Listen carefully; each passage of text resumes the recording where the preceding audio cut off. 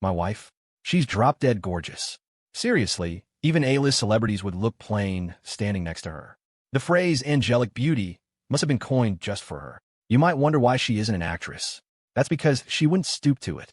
She's from one of America's wealthiest old money families, with assets in the billions, influential across the globe. Lately, though, she's been incredibly stressed out because I'm trying to divorce her. At first, a lot of people try to talk me out of it. Dude, you can't even call this living off her. This is like being fed gourmet, pureed food. Safe, nutritious, easy on the stomach, and perfectly digestible.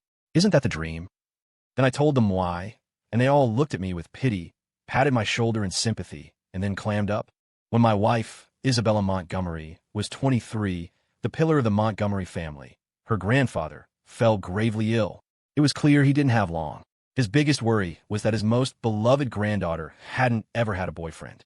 If he could just see her married, he'd be able to pass on peacefully. Isabella had never dated anyone in her life.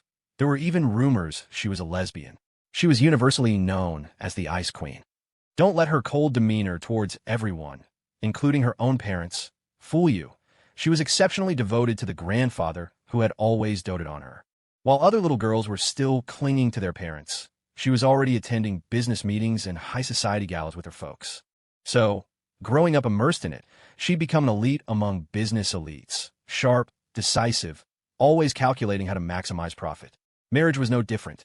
She actually organized a citywide casting call to choose her husband. In her mind, emotions didn't factor in. For anything, you just picked the best available option. My roommate insisted on dragging me along with him. I told him I already had a girlfriend. He said that was exactly why I had to go with him. Otherwise, a tall, handsome, well-built, sunny guy like me, he'd have to be crazy to bring me to a husband audition to steal his thunder. Actually, it wasn't just my height and good looks. My 148 IQ was what I was truly proud of. I wasn't even out of college yet, and I was already discussing research topics and participating in experiments with my professors. Holy cow, the casting call was packed. I spotted several top pop idols and young heartthrobs, some rugged types, others more delicate. I glanced at my rather unremarkable roommate beside me. Are you sure you want to set yourself up for humiliation? He just shrugged. How will I know if I don't try? What if she's into my type? I just love your your never give up attitude. I rolled my eyes at him and headed straight for the high-end buffet. See? That's my high IQ at work. Fill up on the expensive seafood I couldn't normally afford, then see if there were any freebies or gift bags to snag. Might as well not leave empty-handed. I didn't give a damn about the actual selection. The guys here were either one in a million types from prominent families or exceptionally talented and good-looking. My roommate's family was modestly well-off, barely entry-level. He didn't tick any of the other boxes. His chances of getting picked were slimmer than getting struck by lightning walking down the street. By the time I'd eaten my fill, the first round was over. The host announced that the Montgomery family had been observing from above and had already made their initial cuts. Anyone whose looks weren't up to par had been axed. Unsurprisingly, my roommate was eliminated. Just as I was about to leave with him, a few security guards stopped me. "Excuse me, sir, you've been selected. You can't leave until the second round results are out." I was speechless, pointing a finger at my own face in disbelief. "Yes, that's right, sir," a bodyguard in a black suit and sunglasses said respectfully. I looked over at my roommate. His face was a shade greener than if he'd swallowed a pile of. "Well, you get the picture." "Hey, maybe you should head back first," I said, trying to placate him. "I'll probably just grab another plate. Explain to my girlfriend, Sarah, that I was just here with you. I'm sure I'll be cut next round." After all, I'd mooched off in Kauai for the past couple of years. So, those of us who made it to the next round were put up in a 5-star hotel. They took our phones. For the next few days, it was just eat, sleep, repeat. Life wasn't too bad, actually. On the 5th day, we were taken to a massive villa, or maybe estate would be a more fitting description. I noticed a lot fewer people. There were only about 20 of us left. Turns out, I'd advanced again. Apparently, while we were cooped up in the hotel, the Montgomery family had thoroughly vetted everyone. All the playboys with messy private lives and anyone with any other blemishes on their record had been eliminated. I couldn't believe that a regular, broke college student like me had somehow made it to the final round. The next step was for us to live there for a month so they could observe our daily habits. Anyone can put on an act for a day or two, but over a month, it's inevitable that some issues will surface if you're not careful. My lifestyle was pretty disciplined, actually. First, because I was a student. Second, because I was broke. Smoking, drinking, clubbing, I didn't have the cash to develop those habits.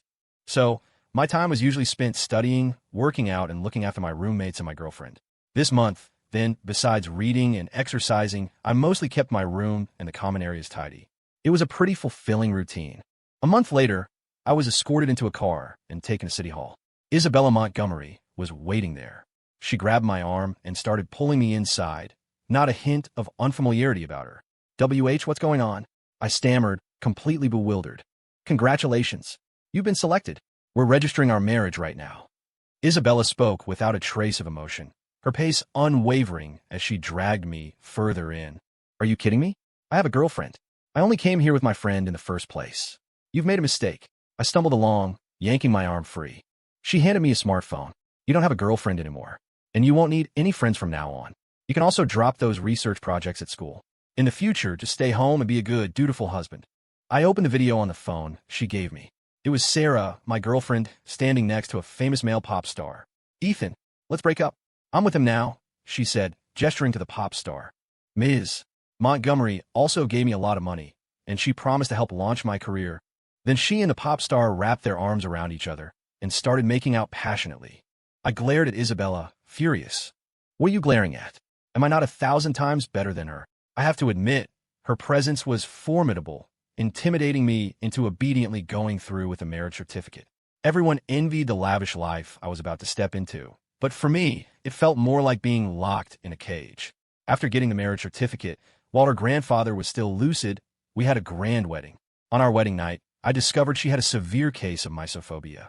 First, she subjected me to a full-body disinfection, then a steam session, and finally, she meticulously scrubbed me down with a brush from head to toe before she'd let me near her. Furthermore, if my hand touched anything else, I couldn't touch her again. Throughout the entire act of intimacy, that hand had to be held high up, far away from her body. Initially, I was very interested in her perfect figure and angelic face, but after all her fussing, I lost all interest. The very next day, she brought in gourmet chefs, one specializing in French cuisine and another in Italian, to teach me how to cook. No honeymoon after the wedding, I could let that slide. But me, a genius with a 148 IQ, you want me to learn to cook? Soon, I had mastered fine cooking. Then it was landscape design and maintenance, hairstyling and makeup artistry, winemaking and sommelier skills, high-fashion wardrobe management and care, full-body massage therapy, pet care and training, advanced driving and auto mechanics, and then kickboxing, taekwondo, Brazilian jiu-jitsu, boxing. Was she planning on giving all the household staff, bodyguards, and the butler a permanent vacation now that I was here? Once, Isabella took me to a cocktail party where I saw a world MMA champion. I actually felt an urge to go up and spar with him. At that moment, I felt terrifyingly strong. Life over the past 5 years of marriage had been well-packed. From waking up to make her breakfast, right through to our nightly homework at midnight. Afterward, I still had to clean up the battlefield. She hated a messy bed. In our second and fourth years, we had 2 sons. Before they were even a month old, they were taken to the main family estate to be raised. I only got to see them on holidays, and when they did see me, they looked at me like I was a stranger, less familiar to them than one of the nannies. One day, with her usual detached expression, she said to me, "Haven't you always wanted to work at the company? The head of urban planning is coming to the office today for a consultation. You'll be in charge of receiving her." I'd met this head she was talking about. A woman built like a linebacker, 6 feet tall, with a fierce, fleshy face. It was at another party. She'd had a bit too much to drink and latched onto me the moment she saw me. Back then, I hadn't started training in all those martial arts, and I was momentarily at a disadvantage. She took quite a few liberties. Isabella had been standing right there, watching it all as if I were a complete stranger. Today, she wanted me to entertain her. Well, now I could settle some scores. Perhaps sensing the fury in my eyes, Isabella added, "You absolutely must ensure she's well taken care of. If she decides to zone the land next to our real estate projects for something that increases property values, it's just a word from her." With that, she drove me to the most exclusive restaurant in town. Then, ignoring the way the female official's eyes lit up when she saw me, Isabella just said she had other business and left without a backward glance. But I wasn't a lamb to the slaughter anymore. Actually, this woman was pretty straightforward. I threw an arm around her shoulder and called her sis. "Long time no see. I miss you like crazy. Tonight, if one of us isn't under the table, we're not real friends." She blinked, then burst out laughing.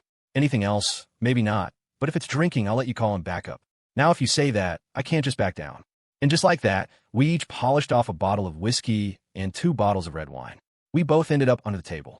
When I woke up at home the next morning, the first thing I saw was Isabella, her face a thundercloud. What happened with you yesterday?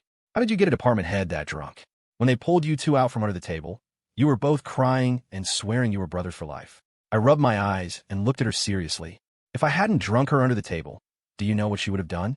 Or rather, you knew what she wanted to do, which is why you sent me, right? Isabella, usually so assertive, turned her head away, unable to meet my eyes. What could she, a woman, do to you?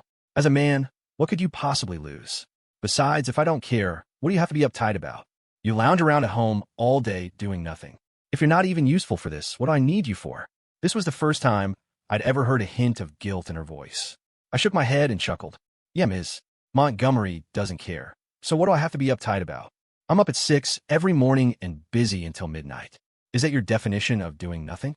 Perhaps because I'd never spoken harshly to her before, she glared at me defiantly. You're doing the work of maids, nannies, and bodyguards at home. Don't you see how much money I give you? How many gifts, how many luxury cars I buy for you? You give me all that money, but don't let me buy anything. All those luxury cars, but you don't let me go out. What's the difference between giving them to me and not? All right. I see I've been too good to you. You've forgotten your place in this family. Today, you stay home and reflect on yourself. If you think the money in your account and the cars in the garage are the same whether you have access to them or not, then let's just cut them all off. With that, she stormed out. Watching her leave, I thought about my life these past 5 years. To outsiders, I was the enviable son-in-law of the Montgomery family. But only I knew what kind of life I was actually living. My previous research projects in college alone could have given me a vibrant and fulfilling life. Now, I was like a dog locked in a cage. Not only did I have to guard the house and do my job every day, but I also had to constantly please my owner to keep her happy. I thought about it all day and couldn't understand why I was living such a tiring life. All this effort, and I was the only one moved by it. In everyone else's eyes, it was just what I was supposed to do. From today on, I was done with the pre-dawn to post-midnight grind, running around like crazy, catering to others. Over the years, I'd managed to save a little. I bought a regular car and started going out early and coming home late. I was either drinking with friends I hadn't seen in years, or going fishing, or playing some ball. By the time I got home each day, Isabella would already be asleep. Her schedule was meticulously organized. She was a very self-disciplined, tough woman. I didn't want to disturb her, so I started sleeping in a separate room. Once I come to terms with certain things, my whole demeanor changed. I was no longer the person constantly rushing, practically jogging everywhere because there was never enough time. Now, I was much more cheerful and outgoing. The smile I'd lost had returned to my face. I got in touch with my old professors and told them I wanted to come back and continue working on research projects with them. They were thrilled and readily agreed, knowing my capabilities. After about a month of this comfortable new routine, I came home late one night and saw Isabella still sitting on the sofa. Usually, she'd be asleep by this time. Even the household staff had already retired. I saw her and said, "Still up?" without pausing on my way to my room. "Haven't you had enough of your tantrum? You're out early and back late every day. Do you think this house is a hotel? Do you even see me as your wife anymore?" As she spoke, her chest heaved dramatically, as if she'd suffered some terrible injustice. I ignored her, opened my door, and went straight in my room. As I expected, Isabella didn't follow me or press the issue. For someone as proud as her, speaking up first was already a huge concession. The next few days were incredibly busy at the university lab, so I just started staying in a dorm room on campus. The first night, I didn't come home. I was jolted awake early the next morning by my phone ringing. Groggy, I answered. It was Isabella. Though her tone was calm, I could hear her heavy breathing. "Well, you're certainly getting bold, aren't you? Now you dare to stay out all night. Are you calling about something important? I'm really busy right now. I don't have time for pointless arguments. How dare you speak to me with that a tit? Seriously, what the hell is wrong with you?" I hung up. So what if the Montgomery family had connections everywhere? I was at a top-tier research university, and many of the lab's projects were federally funded key initiatives. So, right now, I wasn't worried about what she might try to do. Once awakened, I couldn't fall back asleep. I got washed up and went downstairs, planning to grab breakfast before heading to the lab. As soon as I got downstairs, I saw Isabella waiting there. I pretended not to see her, looked down, and tried to slip away around the other side. I hadn't taken more than a few steps before Isabella grabbed my wrist. "Stayed out all night, and now you pretend you don't see me? Ethan Miller, you've really grown some nerve. Do Do you think just because you're not spending my money and hiding out at the university, I can't do anything to you? I knew her too well. If she was saying this, she definitely had something planned. I didn't want to provoke her. It wouldn't do me any good. I've been extremely busy these past few days. The project is at a critical stage, so I haven't been home. And I'll need to stay here for a while longer. Did you need something? Yes, it's urgent. Come with me, quickly. Without giving me a chance to refuse, she dragged me in her car. Half an hour later, we arrived at her company's headquarters. It turned out her company had been hit by a cyber attack from foreign hackers. All their computers were down, and her own tech team couldn't handle it. This wasn't my area of expertise, so I immediately called for backup. Our university was a hub for top talent from all across the country. One call, and a senior lab mate quickly arrived with the team. A few hours later, the problem was solved. Isabella paid them a generous fee and gave them handsome gifts. I'd helped her out with similar situations quite a few times before. Just as I was about to leave with my lab mate, Isabella called out to me. She asked me to have lunch with her. I asked if my lab mate could join, but he just smiled at me and politely declined. We went to a very upscale restaurant. Isabella didn't even glance at the menu the server handed her. She ordered with practiced ease. It looked like she ate here often. Today, she was as elegant and beautiful as ever. Even in such a high-end establishment, diners all around us kept casting glances her way. The food arrived quickly. She looked at me and asked, "How's the taste?" "Not bad. About the same as my cooking," I replied casually after a bite. Though, honestly, it wasn't as good as mine. While you've been away, I've been eating all my meals here. Over the years, I've gotten used to your cooking. I've tried many places, but none of them taste like yours. This one is the closest. Her voice was uncharacteristically gentle. I didn't respond, just kept eating the food in front of me. I hadn't had breakfast and was starving. Seeing my lack of reaction, she put down her chopsticks and wiped her mouth, having barely touched her food. "I'm telling you, you'd better quit while you're ahead. My patience is limited." "Ms. Montgomery, what exactly am I ahead on? I did you a huge favor, and buying me lunch is quitting while I'm ahead? Your generosity isn't exactly overwhelming, is it? You weren't like this before." This was the second time I talked back to her, and she was so angry she was tripping over her words. "I can live without spending your money or using your things. But can't you just let me live like a normal person? I don't want to live another day like I used to." She was a smart woman. I didn't need to spell it out. But she still rejected me, her expression blank. "No, the Montgomery family has its rules. If people found out you were staying out all night and working outside, where would our family's reputation be?" She stood up and gave me a cool, indifferent look. "I'll give you 3 days. Get everything sorted and come home obediently. Otherwise," she didn't finish, but it definitely wouldn't be anything good for my physical or mental well-being.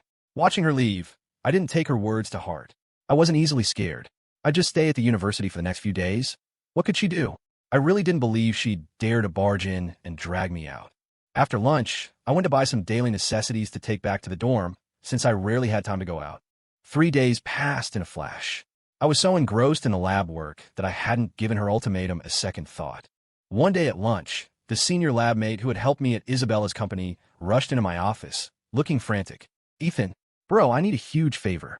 My niece just called me. Said she got hurt playing at a construction site. I can't get away right now. Do you think you could?" We had a good relationship, so I agreed without much thought. He gave me the location, and I put it into my GPS. As I got closer, something fell off. It was a derelict complex of abandoned buildings. All around were dilapidated structures, their doors and windows already stripped for anything valuable. What would a little girl be doing playing here by herself? This isn't right. I need to get out of here. I just made up my mind and turned to leave when suddenly a dozen burly men surrounded me, slowly closing in. "Mr. Miller, Ms. Montgomery requests your presence. Come on, you two have had your little spat for a few days, that's enough. You can't just not come home, right?" The speaker was Vic the Bull Bronson, Isabella's head of security. He was a mountain of man, built like a brick outhouse, with a thick neck and a face full of mean-looking muscle. "All right, tell her I'll be home tonight. Tell her to be home for dinner. I'll pick up some of her favorite dishes. Haven't seen her in a few days. I actually kind of miss her." Ha! I tried to laugh it off, but the grim faces around me showed no one was buying it. "Mr. Miller, we all know you're smart, but you can't treat us all like idiots. Either you come with us, or we take you. Your choice." With a nod, he signaled the others to advance on me. These bodyguards were just like Isabella, absolutely no patience. I took off my jacket, loosened my arms and legs, and got into a fighting stance. Well, looks like Mr. Miller wants to spar with us. All right, boys, let's play with him. Ms. Montgomery said, just don't hurt him too badly. Get him, boys. At Bronson's command, the others moved in. All those martial arts I'd learned weren't just for show. Taking down these security guards was almost too easy. As a chorus of pained cries filled the air, Bronson, whose face I'd already pummeled into a swollen mess, looked increasingly furious. He hurriedly called Isabella. When he hung up, there was a new confidence in his eyes. All right, boys, Miss Montgomery has new orders. As long as we don't kill him, it's fine. The main thing is to bring him back. The moment he finished speaking, everyone drew expandable batons from their waists. This just got a lot harder. Every time I threw a punch or a kick, several batons would crash down on my limbs. After a few exchanges, I could barely move. Stop. I'll go back with you. Discretion is the better part of valor, right? I didn't expect that scumbag Bronson to have gotten so riled up by me fighting back. They were used to throwing their weight around under the Montgomery name. When had they ever taken a beating? In your dreams, Ms. Montgomery said he needs to be taught a lesson. Boys, don't stop. Keep hitting him. In the end, they broke both my arms and then dragged me back. When I got home, Isabella wasn't there. Bronson must have reported the situation to her. The moment I walked in the door, the Montgomery family's private medical team was already waiting. My injuries were quickly treated, and my arms were put in casts. Their recommendation was 3 months of quiet recuperation at home, no strenuous activity. Then they assigned a young nurse to look after me. When Isabella came home that evening and saw me lying in bed, maybe my eyes were playing tricks on me, but I thought I saw a flicker of pain in her expression. It vanished in the blink of an eye. I guess I was mistaken. I warned you, but you didn't listen. When they came to bring you back, you resisted. If you don't learn your lesson the hard way, you'll never behave. With that, she handed the insulated container she was carrying to the young nurse. This is a nutritional meal I ordered for you from that hotel. It's best to eat light while you're injured. You can feed it to him. The young nurse took it, opened it, and began feeding me spoonful by spoonful. I was completely disillusioned with Isabella now. I looked at her like she was a stranger. For now, the priority was to recover, so I didn't make a fuss and ate everything. Isabella stayed by my side the whole time, watching, but I didn't give her a single glance. Seeing my coldness, she didn't say anything more to provoke me, just told the young nurse to take good care of me and left. The young nurse's name was Sophie Clark. She had just been hired by the Montgomery family this year.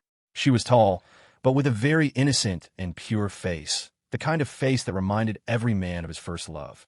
Once the anesthetic wore off, my arms throbbed with excruciating pain. But seeing her pure face and sweet smile, I felt the pain lessen a bit. Sophie was an excellent caregiver. Not only was she beautiful, but her voice was also lovely. Combined with her youthfulness, she exuded a special kind of vitality. Because my hands were immobile, she had a sponge bathe me, feed me, and help with everything else I couldn't do. I found that we had a lot to talk about, and I could always make her laugh with delight. It's a dangerous game, comparing people. One person takes meticulous care of you and talks with you endlessly every day. The other, you cater to her every need day in and day out, and she looks at you like you owe her $1 million. This comparison made my heart ache. My wife of 6 years was less caring and understanding than a young nurse. Now, every day when Isabella came home, she would bring me a small gift. Small, but still quite valuable. I just pretended not to see them and didn't want to say a single word to her. One afternoon, I had just woken up from a nap and felt someone massaging my shoulders. I naturally assumed it was Sophie. Sophie, what do you want for dinner tonight? My right hand is recovering well. For my grand return to the kitchen, I'll cook for you. After a moment with no response, the pressure of the massage on my shoulders increased.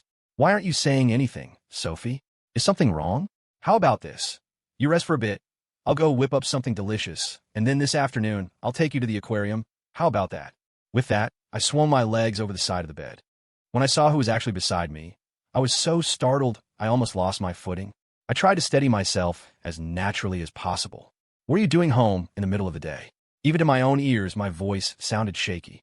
The person massaging me was none other than my wife, Isabella. Her face was grim, and her eyes seemed to have something shiny in them. It probably wasn't tears. I'd only seen her cry once, at her beloved grandfather's funeral. What? Am I interrupting something? Sophie, you say her name so affectionately. Isabella's face was so dark it looked like it was about to drip water. She clenched her fists, looking like someone was about to have a very bad day. Since it had come to this, I figured I might as well go all in. Both my arms were broken by my wife's people, and nobody cared, nobody asked. She's the only one who's shown me any concern. What's wrong with me being nice to her? Then I looked her straight in the eye and said seriously, Isabella, I'm truly sick of this life. Let's get a divorce. Hearing this, Isabella's mind went blank, as if struck by lightning. It wasn't that she couldn't live without me, but she was simply shocked that I was the one initiating the divorce. After a long pause, she finally spoke. You want to divorce me for a little nurse? What does she have that I don't? Isabella finally cracked. She yelled at me, her usual proud, strong self, who always demanded not to lose to anyone, was shattered. Today, her husband wanted to divorce her for a nurse. This was the biggest blow to her. I slowly walked over to her. Since the unspoken had been said, I thought it was better to lay everything bare. Do you really think I want to divorce you because of Sophie Clark? In all these years of marriage, have you ever truly treated me like a husband? After we got married, someone involved in nationally significant research projects, a man with a 148 IQ, learned dozens of skills for you from cooking to hairstyling. For years, I never left your side, revolving around you. And when did you ever care about me? When did you ever give me a kind look? I caught a cold standing in the rain for you, and you were disgusted, afraid I'd infect you, so you isolated me for over a month. Because of your misophobia, every time we were intimate, I had to disinfect myself, then scrub myself with a brush. If my hand touched anything else, it couldn't touch you. Every time, it was in some awkward position. Do you know how humiliating that is? For the sake of the company's interests, you were willing to offer me up to that executive. What do you take me for? In 6 years of marriage, I haven't felt a shred of warmth in this home. I was just upset and went out to clear my head, and you had people break both my arms with batons. I'm scared, Isabella. I'm really scared. I'm terrified that one day, if I displease you, you'll get rid of me. For whatever our marriage was worth, please let me go, okay? My words were sincere, my attitude utterly humble, just hoping she would soften and let me off the hook. It's not like that, honey. I was just inconsiderate. I thought if I kept you at home, you wouldn't have to work, you'd eat well and live well. That would be better than whatever life you'd have outside. I thought you'd be grateful. Isabella burst into tears and hugged me, her voice incredibly gentle as she tried to explain. I gave a bitter smile. Why would you think someone involved in top-level national research would feel happy just because they have food and drink? We have a dozen major national projects a year. I can eat or drink whatever I want. I stopped working after we got married, yes, but I was up at 6 every morning and busy until midnight. That's many times more exhausting than my actual job. The money and cars you gave me? I barely left the house once a year. The credit cards were in your room. I never touched a cent. The cars are probably rusting in the garage. I haven't gained anything, only a body full of injuries. What the hell was all this for? Finally, I had the chance to pour out all the grievances I'd bottled up for years.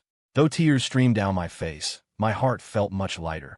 Perhaps hearing me say all this, she finally realized how much I had given and how little I had received in return. This caused a seismic shift in her usual understanding of things. She held me tightly, repeatedly apologizing. I could even feel her whole body trembling. This was how she'd been the day her grandfather died, when she cried and collapsed in my arms. I gently pushed her hands away, wiped my tears, and looked at her with cold eyes.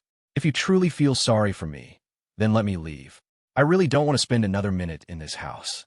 With that, I tentatively started to walk towards the door. She just stood there, hands covering her face, sobbing, making no move to stop me. I went back to my room, took only one of my bank cards. It was all my own money, enough to last me the rest of my life, and left the Montgomery house without taking anything else. The first thing I did was explain the situation to the university. They agreed I could return once my injuries healed. Then I found a hotel to recuperate properly. On the third day at the hotel, around noon, there was a knock on my door. I thought it was the takeout I'd ordered. When I opened it, I was stunned by the scene before me. The hallway outside my room was lined with over a dozen men in wheelchairs, all with their arms and legs broken. At the very front was Vic Bronson. The moment he saw me open the door, he slid out of his wheelchair and threw himself at my feet. Besides his shattered limbs, there wasn't an unbruised spot on him. Mr. Miller, boss, Dad, you're my real dad. I know I was wrong. I've been punished. Please, just forgive me, okay? Otherwise, I'm a dead man. He kowtowed repeatedly as he spoke, groveling. All right, I forgive you all. You can go now. I knew who was behind this, and I didn't want to pursue it. I just wanted nothing more to do with her. The next day, I was in the bathroom brushing my teeth when someone knocked again. This time, I checked the peephole and saw it was hotel staff before opening the door. A female attendant and a man who looked like a manager walked in. They were exceedingly friendly. "Mr. Miller, the room you booked for 6 months. Due to hotel renovations, we unfortunately have to move you to another room." I'm an easygoing guy. Just changing rooms? What's the big deal? So, while the attendant packed my things, I readily went with him to the new room on the top floor. "This is the room you're moving me to? Isn't this the presidential suite?" I'd traveled on expense accounts before. I'd seen a thing or two. I'd stayed in rooms like this. "That's right, Mr. Miller. This is all our hotel's fault, causing you such trouble. So, this is our gesture of sincerity." Seeing him spout such blatant lies with a straight face, I almost burst out laughing. It was obvious who was behind this charade again.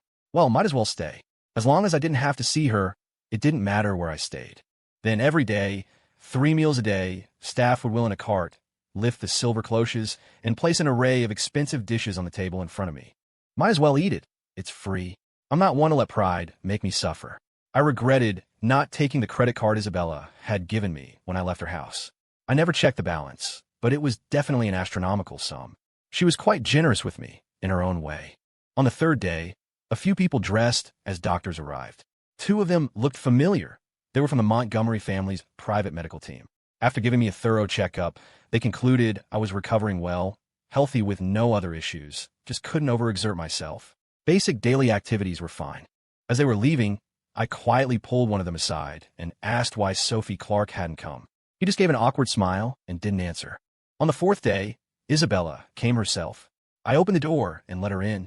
She had reverted to her usual cool, goddess-like CEO demeanor, impeccably dressed and made up in the style I used to do for her. However, she looked a bit unwell, rather haggard. After entering the room, she didn't speak, just walked to the center, scanned her surroundings, and then frowned slightly, as if displeased with something. "Tomorrow, I'll send someone over to add some entertainment facilities to the room. What games do you like?" As she spoke, she hugged me from behind, rested her chin on my shoulder, and whispered softly into my ear, her breath warm. I struggled a bit, but my arms still weren't strong enough to break free. "Have you thought about the divorce?" "I don't want anything, just my salary card."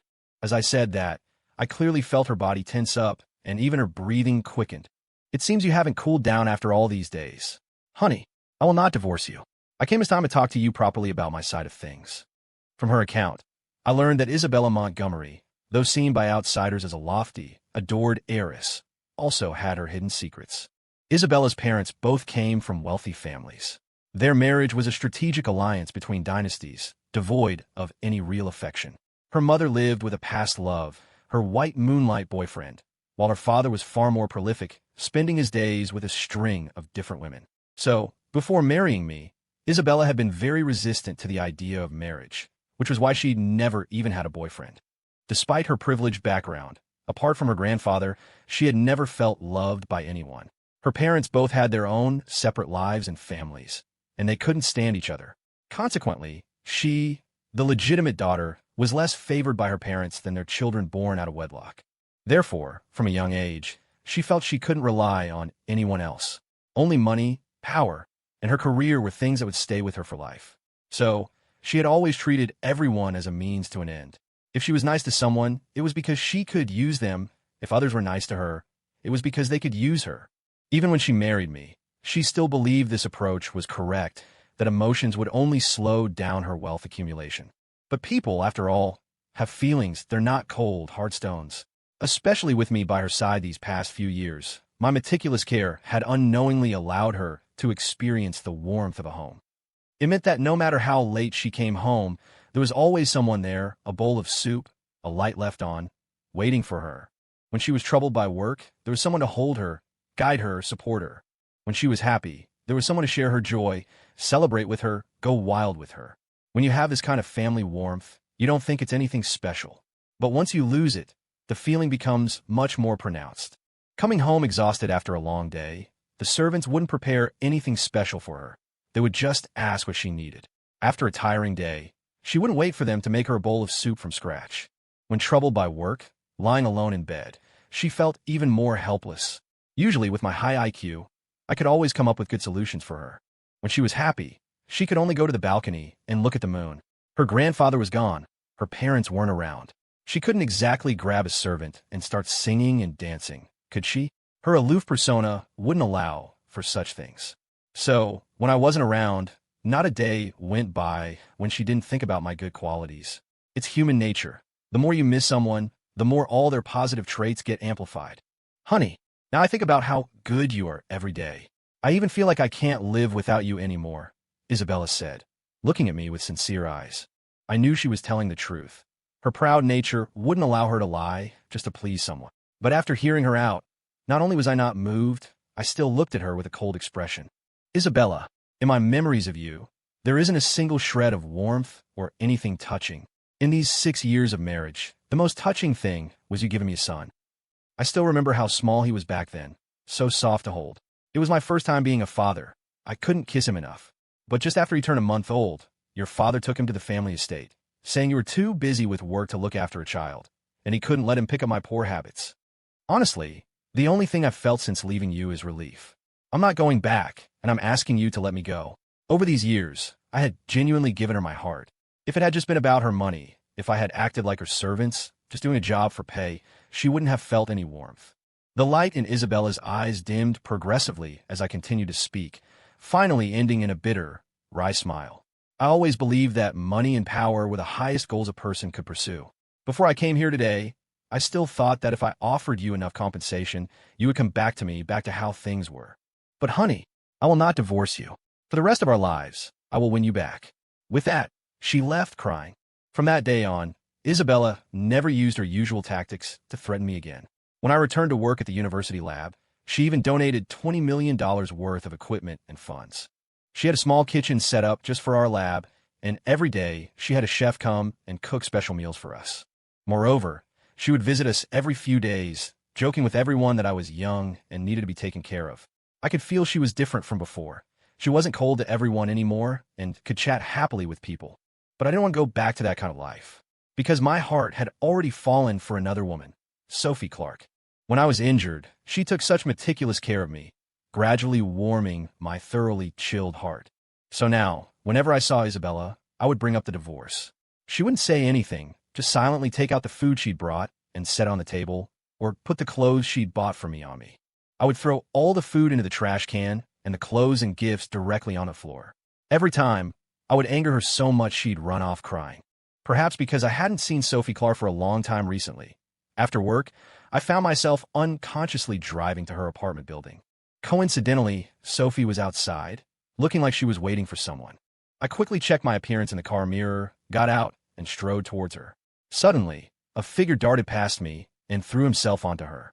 I rubbed my eyes and saw it was a good-looking young man, hugging her tightly.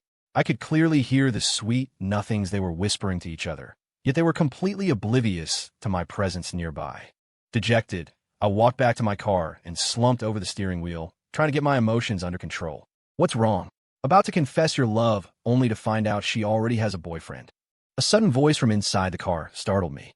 I looked at the passenger seat, where Isabella had appeared at some point, and was momentarily speechless. I didn't say anything and just slumped back over the steering wheel. Why did you fall for her? What does she have that I don't? Isabella's voice suddenly rose, filled with anger and accusation. Perhaps it's because I felt she was too good to me. It had been a long time since I felt someone was so good to me. Thinking back now, I realized it was probably just the professional standard for a private nurse. Silence then filled the car, only the sound of our two breaths audible. Suddenly, a pair of soft hands pulled me into a warm embrace. She kept stroking my back, comforting me. It's all my fault. You gave me all your tenderness, and all you got in return was my coldness and distance. But that time they hurt you, it really wasn't my order. I just told them to bring you back. Later, when he asked for instructions, I just said if you didn't listen, to tie you up and bring you back. I really didn't tell them to break your arms. I looked at Isabella, who was sobbing uncontrollably, my expression cold. Why did they dare to treat me like that? Isn't it because they felt I was insignificant in your heart, that even if they injured me, they just have to explain themselves a bit when they got back? I pushed her away, freeing myself from her embrace. Isabella, let's get a divorce. I swear I will never go back to that house for the rest of my life. If you have even a shred of feeling for me, let me go. I'm begging you. She turned away, her expression hidden, and just threw out a sentence. If you want a divorce, it'll be over my dead body. Then she left. For the next few days, I was in a daze. The lab supervisor noticed I wasn't myself and gave me a few more days off. After sleeping in the hotel for a few days, my spirits finally improved a bit. I decided to buy some ingredients for a really good homemade dinner, planning to treat myself that night. Just after I bought everything and opened my car door, I received a heavy blow to the back of my head. When I woke up, I found myself on the rooftop of an abandoned building. It turned out to be Vic Bronson and his cronies, the ones Isabella had fired after they broke my limbs. They had kidnapped me.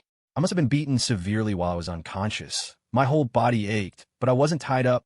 I could still move freely. Luckily, they hadn't noticed I was awake. I continued to feign unconsciousness, partly to look for an opportunity and partly to recover a bit. I was still very dizzy and had to force myself to stay as clear-headed as possible. Hey, Ms. Montgomery, hello. Ha ha ha. Thanks to you, I'm not much of a person or a ghost these days. Hey, don't hang up so fast. Of course I have something. My life has been pretty tight since you had my arms and legs broken. I was wondering if Ms. Montgomery could spare some. Of course, I'm not asking for your money for free. I have something to trade. Your husband is in my hands right now. I've sent you the photos. Don't rush. As long as you give me the money, I won't do anything to him. 100 million in cash. You have to come alone.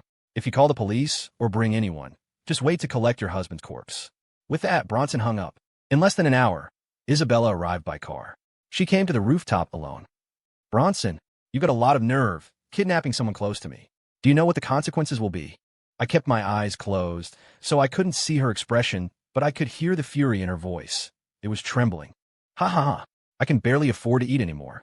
Do I care about consequences? Who made us like this? I followed you for so many years, always loyal. Wasn't it just an accident that I broke his arms? You showed no mercy and wanted to wipe us out. Loyal? I told you to bring him back, said not to hurt him, but you thugs went all out on my husband. The fact that I let you live was already showing you mercy. Let my husband go with me this time, and I can let bygones be bygones. The money you want is in the car. You can go down and drive it away. I'll call for someone to pick me up in half an hour. A lewd laugh. We'll take the money, and we'll take you too. The angelic Ms. Montgomery, if you service us brothers well today, maybe I'll even leave you two with intact corpses. Get her, boys. You dare? I won't let you get away with this. I'll let go of me. Get your filthy hands off me. I couldn't listen anymore. I opened my eyes, scanned my surroundings, picked up an expandable baton from the ground, and brought it down hard on Bronson's bald head. His skin split open instantly, and with a grunt, he collapsed. The remaining lackeys were either kicked off the building or had their heads bashed in during the fight. Anyway, each one ended up worse than the last. After finishing them off, I pulled the terrified, collapsed Isabella into my arms, comforting her softly. Once she calmed down a bit, I carried her to the car and drove back. The police arrived at the scene shortly after. After settling her in, I went to the police station to give a statement. When I saw Isabella again at home, she had completely recovered and had even cooked a large spread of dishes. Honey, wash your hands. It's time for dinner. I stared at her blankly. When did you learn to cook? These few months you weren't here, I also learned to cook, hairstyling, makeup. Now, can I take care of you, okay? She stared at me intently, full of anticipation. I didn't answer her. How could you go there alone just now? Those were animals, a bunch of desperate thugs. Did you even think about the consequences before you went? She placed a large shrimp, my favorite, on my plate and said softly, I didn't think about the consequences of me going, but I knew I couldn't bear the consequences of me not going. I really can't lose you again. You're the only person in this world who can make me feel warm. These days without you, I went back to that cold, icy world. Honey, don't leave me, please. I really can't live without you. I hugged her back, tears unknowingly streaming down my cheeks. That night, when we went to bed, she said she wanted to have another child with me. My hand reflexively reached for the disinfectant, but she snatched it away and threw it in the trash. That night, I learned how liberating it could be to let go. Although my life before hadn't been very happy, from now on, Isabella and I would live happily ever after. The end.